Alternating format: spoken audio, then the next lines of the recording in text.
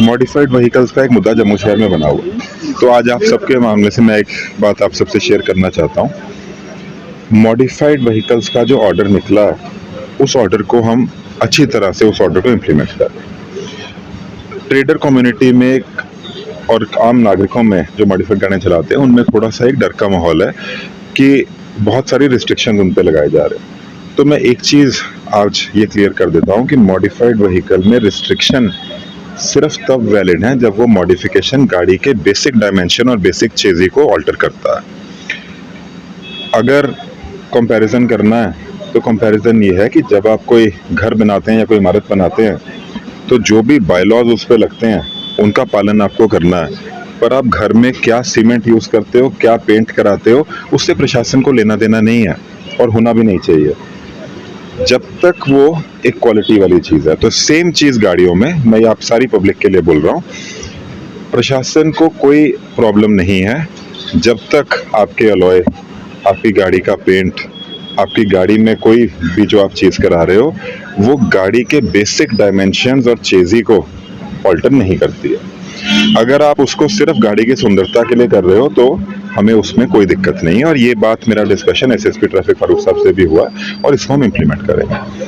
तो गाड़ी के अलॉय जब तक जो एक कंपनी से बन के गाड़ी आई है, अगर उसमें 17 इंच के अलॉय आए हैं और आपने एक BIS सर्टिफिकेट वाला अलॉय 17 इंच का ही उसमें लगवाया है जो गाड़ी की डायमेंशन से बाहर नहीं आता है, जो पहले डायमेंशन थी उसी के बीच का है, तो हमें उसमें कोई प्रॉब्लम नहीं है। तो जितने हमारे ऐसे ट्रेडर्स हैं जो लॉयर्स का बिजनेस करते हैं, जब तक वो एक लीगल फ्रेमवर्क के अंदर लॉयर्स बेच रहे हैं, तो आपको कोई उसमें रोक टोक नहीं है। आप उसको जरूर बेचिए, हम आपके साथ हैं।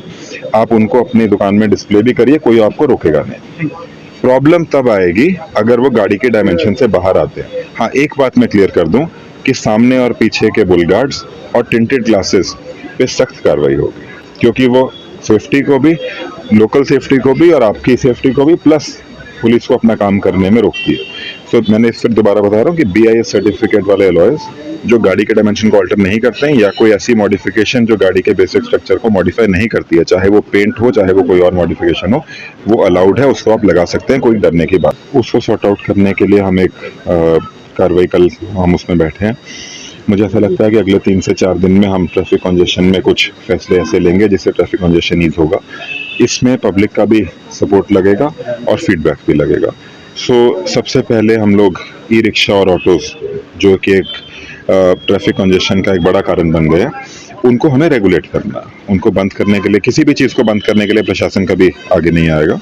हम एक ऐसी पॉलिसी बनाने की कोशिश कर रहे हैं जिसमें ई रिक्शा और ऑटोज़ एक फ्रेमवर्क के अंदर अपना काम कर सके, और उस फ्रेमवर्क के अंदर जम्मू शहर को भी बेनिफिट हो। लास्ट माइल कनेक्टिविटी हमें भी देनी है शहर, और वो ई रिक्शा और ऑटो ही देते हैं।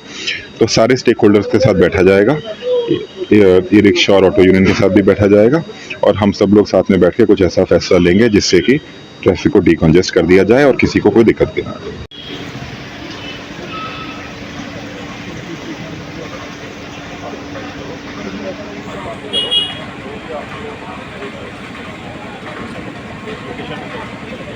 लोकेशन